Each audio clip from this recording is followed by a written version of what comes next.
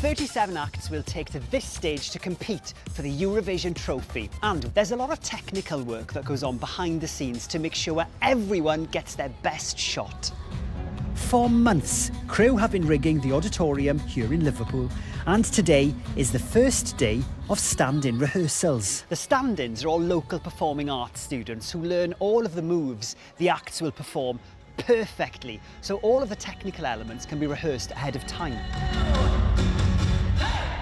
Oh, hey, you three. Hi. That was amazing. Aww. And you were singing there on the stage, but that wasn't in English. So did you have to learn it phonetically, or how does that work? So you want to get it as close to how it's going to be when the artist is on stage. So we've been studying the lyrics so we can try and get all the right mouth shapes so that it's as accurate as possible, which has been a real challenge. Oh my gosh.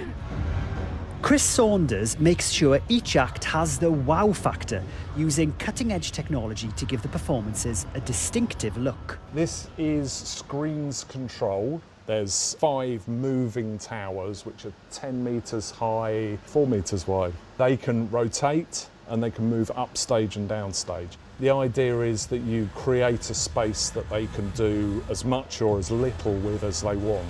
The floor is essentially a massive screen as well, isn't it? Yes, the floor and the walls interact with them as they're performing.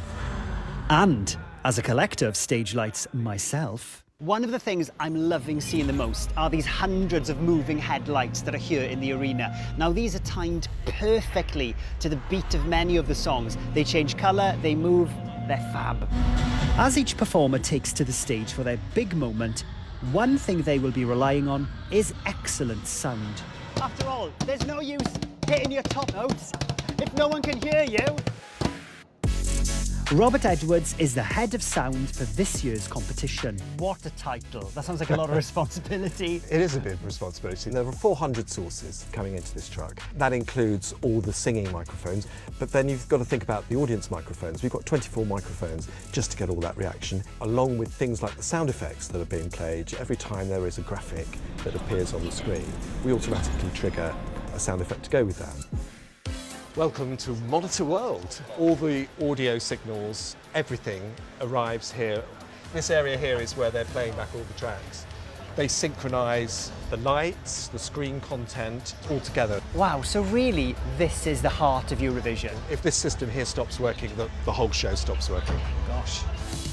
For the artist to get the right microphone, there is a system. It's not glamorous, and there's queuing involved. They have to stand in the right boxes, then they get the right microphone, they get the right in-ear monitoring.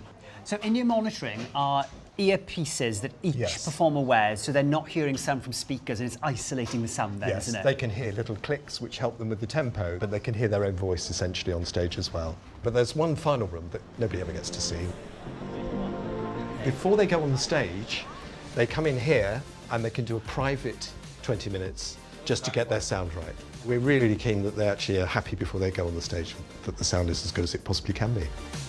All being well, you won't notice any of the crew on the big night. And considering 161 million people watched last year's broadcast, the pressure's really on the technical team to get everything right, seamlessly blend into the background and get on with the show.